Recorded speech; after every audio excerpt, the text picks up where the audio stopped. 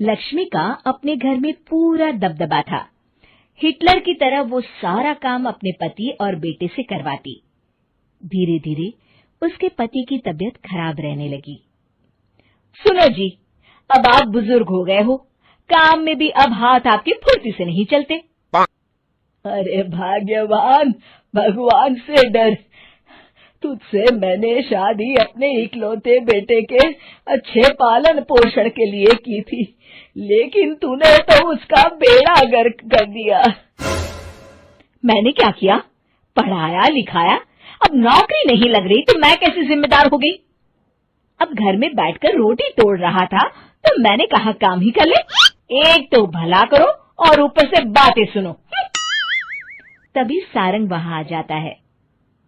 बहुत भूख लगी है माँ, कुछ खाने को दे दो। अब तुम्हारे पापा का हाथ तो चल नहीं रहा है। मैं ही जा रही हूँ आज किचन में, बनाती हूँ कुछ। हे भगवान, कैसे होगा इतना काम मुझसे? लक्ष्मी किचन में काम कर रही होती है कि तभी अचानक उसे आइडिया आता है। अरे मैं भी ना, अरे यहाँ तो फ्री की नौकरानी ला सकती हूँ मैं, फिर मैं क्यों खाना बना रही हूँ? उस दिन लक्ष्मी सारंग की पसंद का खाना बनाती है और बैठकर उसे बड़े ही प्यार से खिलाती है। खा ले बेटा, खा ले, पेट भर के खा ले। अरे रुक, मैं तेरे लिए ना गर्मा गर्म रोटियां लाती हूँ। सारंग और उसके पिता एक दूसरे की ओर बड़े ही हैरानी से देखते हैं। बेटा सारंग, जरूर दाल में कुछ काला है, वरना ये औरत तो हमें बासी खाना भी सुकून से ना खाने दे। सुनील की बात लक्ष्मी सुन लेती है और जोर जोर से चिल्लाने लगती है। अरे हाँ, भलाई का तो जमाना ही नहीं रहा। एक तो आग में खुद को जलाकर तुम लोगों के लिए खाना बना रही हूँ और ऊपर से तुम्हें दाल काली लग रही है। अरे माँ, पिताजी का ये मतलब नहीं था, तुम बुरा मत मानो। अरे हाँ बेटा, तू कहता है तो मान लेती हूँ। लक्ष्मी सारंग के पास बड़े ही प्यार से बैठ जाती है और फिर कहती है, बेटा मैंने ना तेरी शादी करने की सोच ली है। अब तेरे पिताजी के हाथ भी नहीं चलते तो सोच रही हूँ तेरे लिए बीवी ले आऊं। अब पता नहीं ना मैं भी कब मर जाऊं।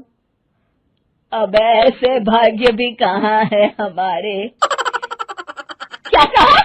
अरे हाँ, तुम तो चाहते ही हो कि मैं मर जाऊं, लेकिन मैं अपनी प्यारी बहू का चेहरा देखे बिना नहीं मरूंगी। हाँ माँ, शादी तो मैं कर लूं, लेकिन मैं नौकरी नहीं करता, फिर कोई क्यों देगा मुझे अपनी बेटी?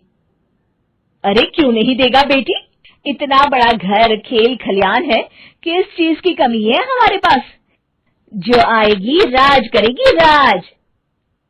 हम तो ना कर पाए राज, ये बोलो कि एक और नौकर तुम्हारे पास आ जाएगा। मैं कहती हूँ चुप हो जाओ। अरे खुद के घर का खाना बनाएगी तो क्या नौकरानी हो जाएगी? अब तुमसे तो किचन का काम होता नहीं, तो कोई तो करेगा ना। ठीक है माँ, तुम जैसा सही समझो बस। अब मेरी एक शर्त है, लड़की जो भी हो वो दिखने में कैसी भी हो या कहीं की भी हो, बस पढ़ी लिखी होनी चाहिए। अरे हाँ, ला देंगे पढ़ी लिखी बेटा, मैंने कौन सा काम करवाना है उससे। हाँ। और फिर एक दिन पास के गांव की ही रति से सारंग की शादी हो जाती है। रति दिखने में बहुत ही सुंदर थी, साथ ही साथ काफी पढ़ी लिखी थी। रति को लक्ष्मी के सौतेले होने की बात पता नहीं थी। शुरू में जब रति ने सारंग को घर का काम करते देखा तो हैरान रह गई। अरे ये तो अच्छी बात है कि आप घर का काम करते हैं, लेकिन मैं तो घर में ही हूं ना, आप क्यों कर रहे हैं जी? जाइए, आप नौकरी के लिए अप्लाई कीजिए ना। तभी लक्ष्मी वहां आ जाती है। अरे रति बहू, करने दे उसे काम।